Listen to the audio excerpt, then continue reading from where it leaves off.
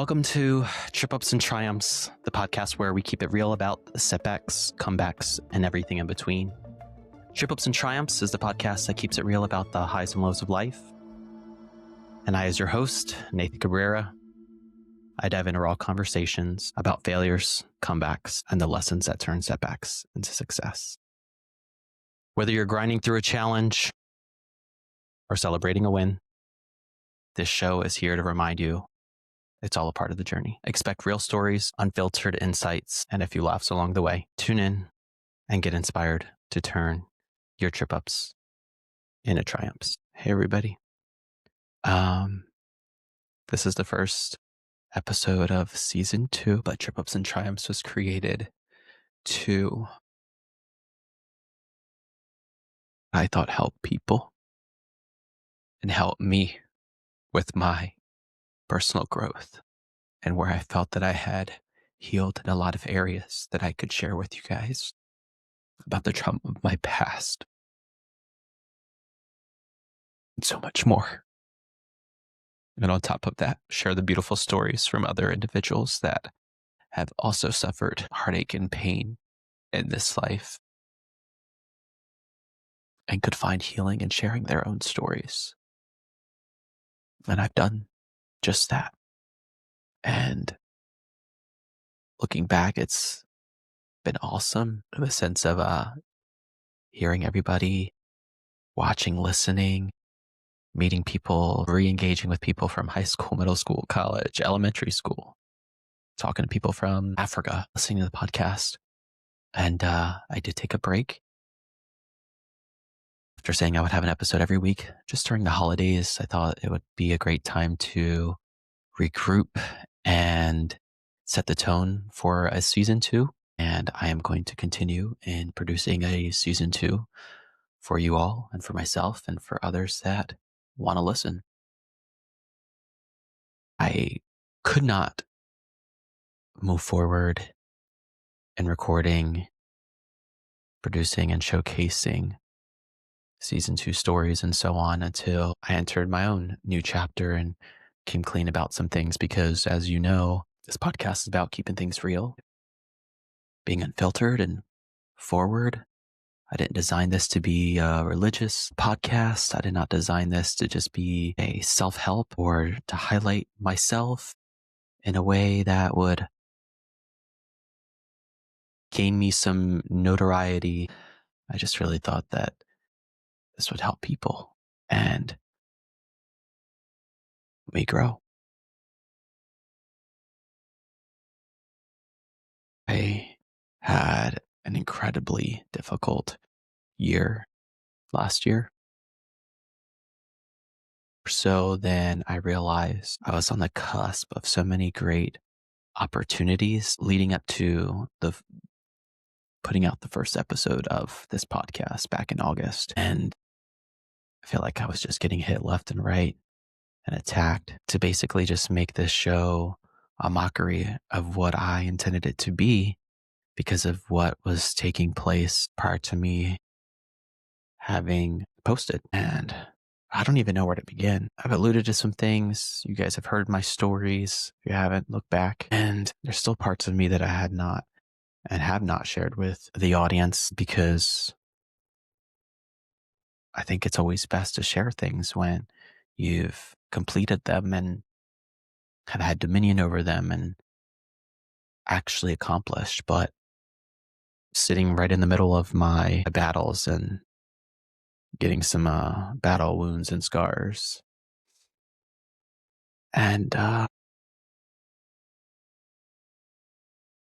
yeah, some of those episodes really hit me. What I was going through personally as well elevated the maybe reinforced triggers. Some people have asked me if like sharing this stuff, does it do anything to you? And honestly, I tend to dissociate and say like, no, like I have no feelings, but I do have emotions, plenty of those. And I was headed in a direction that is not becoming of myself and my beliefs and my morals.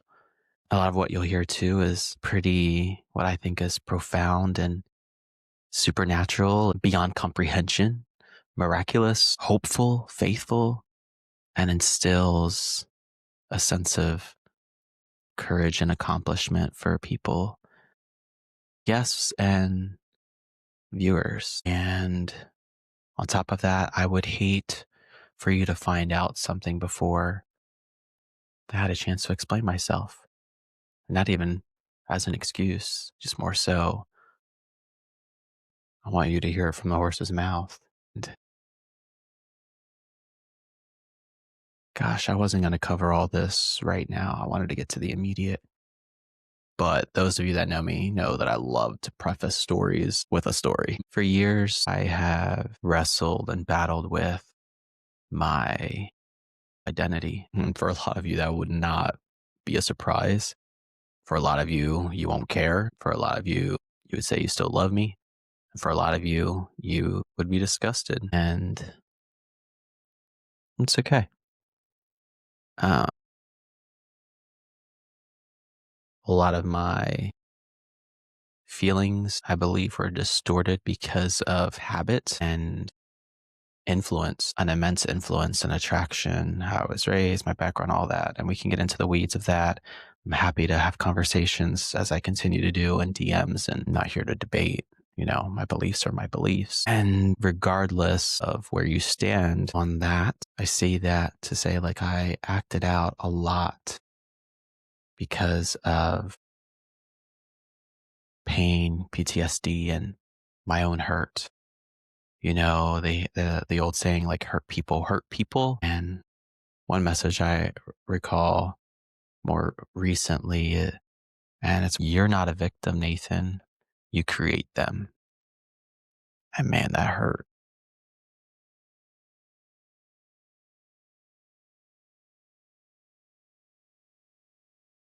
Now, I've done nothing that is illegal, nothing that's detestable by societal standards, but my own moral compass says I've done a lot of bad, a lot of harm.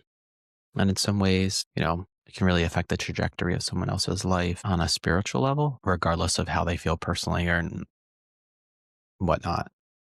But take you back to a time period where I started to get some additional independence and security from the workplace, and being in my own place where, at this point, this is like 10 years ago, which is crazy. Time just freaking flies. It's insane. But I always held myself to a higher standard. And then, of course, religion has a tendency to do that as well.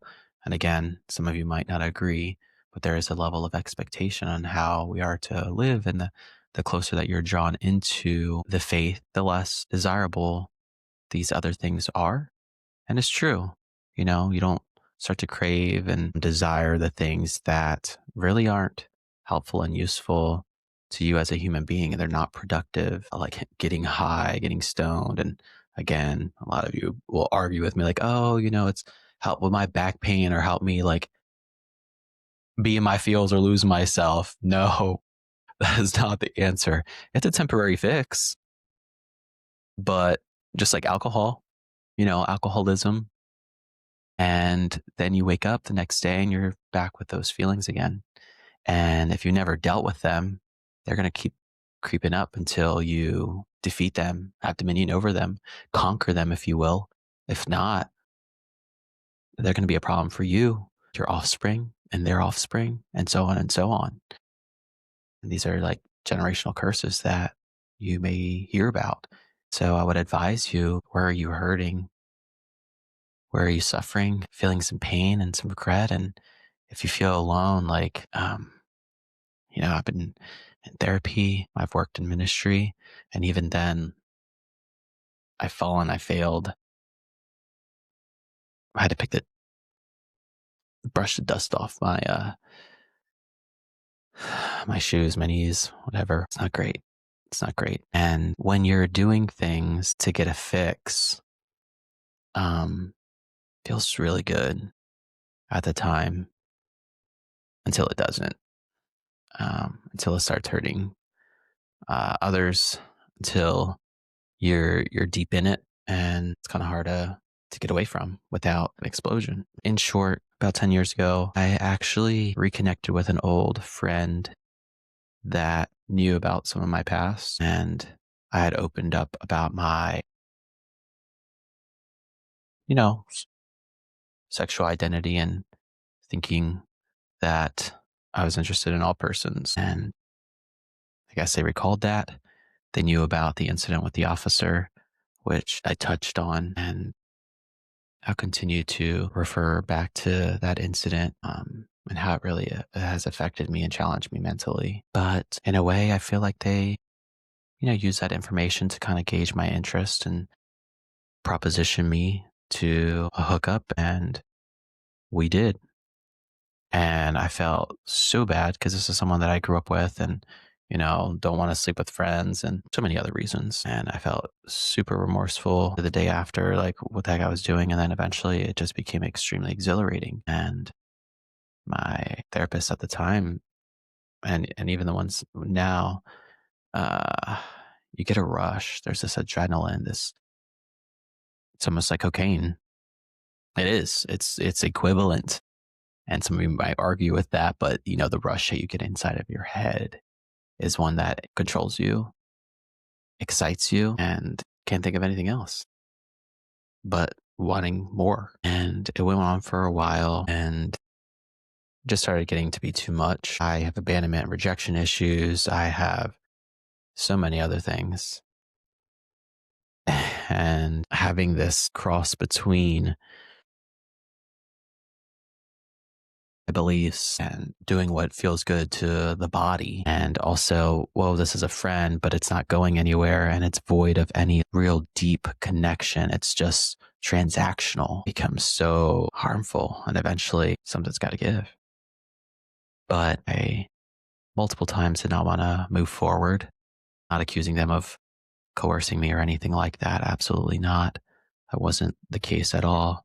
It was a mutual consent, but eventually I didn't want it anymore. And at one point, the individual had sent me a video of themselves with someone else that they were hooking up with. And that really affected me and made me decide to look elsewhere as a way of getting back. And look, I am no angel by any means. I'm going through life just like everybody else. And the one thing I don't want to do is just wear these masks that continue to cover or use these as my resource. And gosh, these apps, man, they're destructive. You know exactly the apps that I'm talking about. There's all kinds. They're all the same, but many names filled with the same trash. And I feel for people that are in the dating world right now. I feel for the people that are trying to find love. I feel that bad for the people with low self-esteem. It's ugly. It's not a fun game. And I crossed boundaries in a territory that I never thought that I'd see myself do.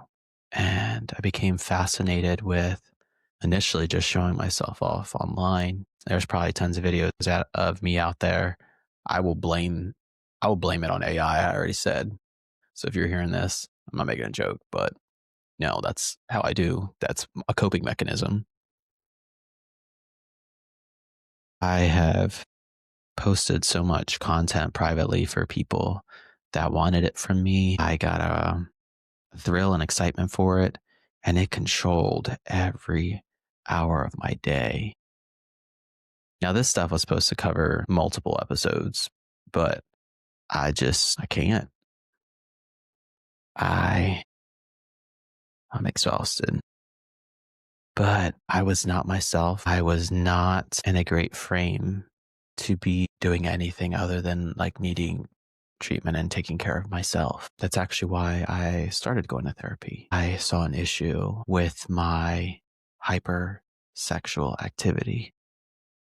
And I know that there's some sexual positive people that just say, oh, I just love sex a lot more.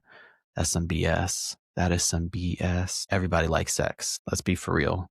Everybody likes it. Everybody wants it. at some point or another. It goes high and low depending on your diet, mood, and everything else that you're doing.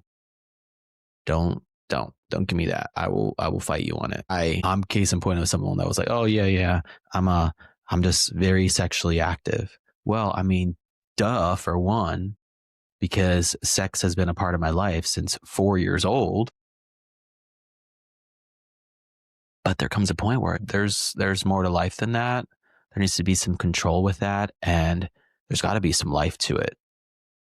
Casual sex is not healthy. I don't care. I don't care what anybody has to say. It is transactional. It is heartless. It is mindless. It's numbing. It is trying to reenact traumas. It is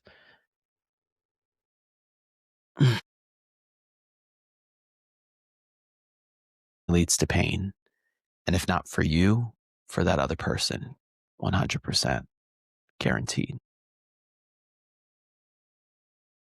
And so to all of those people that I had one night stands with, hookups, multiple encounters, met up with, whatever, messaging, text, video, and even some form of a relationship. I am so sorry because of my beliefs and my morals. It's just not, there's a discongruency there. And it doesn't matter if it was straight or gay, if it was homosexual. That casual stuff is not, there's no good that can come from that. It will affect you. It will drain you. And it will eat you alive.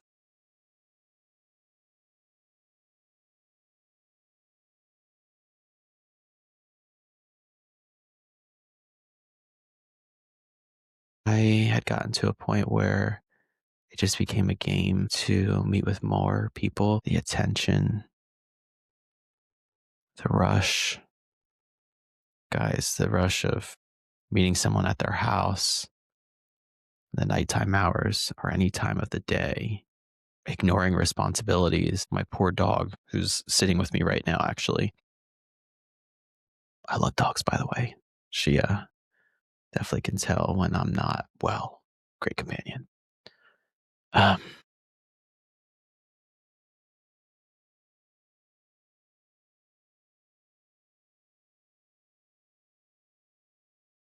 that was a unfortunate time, and I wish it wasn't a part of my story.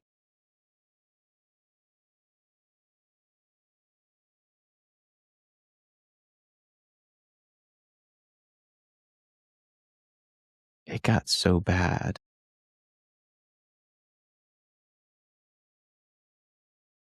I go to the doctors to get treatment for STDs. I was lying to friends,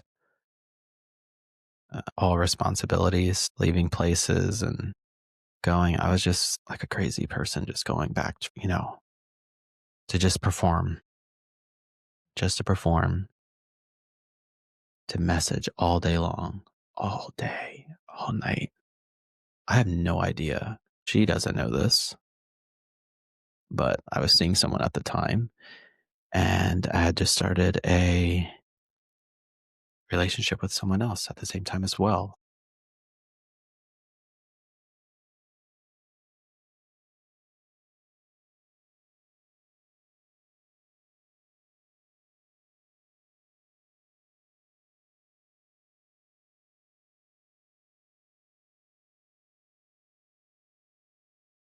Hey everyone, thank you for listening or watching this episode of the Trip Ups and Triumphs podcast, where your setbacks are your comebacks. And yes, you heard it here correctly. The episode ended on a cliffhanger. Ugh, I hate when that happens. But there are so many more stories that we're going to be sharing in this new season of my life, other people's lives, and I want you to continue to tune in and know that there is hope for you no matter what situation you are going through right now. It might seem like it is disastrous or things are boiling over, but this is an opportunity to be encouraged, be excited that your story is still being written. Your journey is still happening. Things are going to happen in life, and You can get through it, and it doesn't have to be alone. So I want you to be encouraged. Take on the day the best way you can. Remember, just because you're going through a trip up right now doesn't mean that your triumph isn't coming right around the corner. Hang in there, and I'll see you next Wednesday.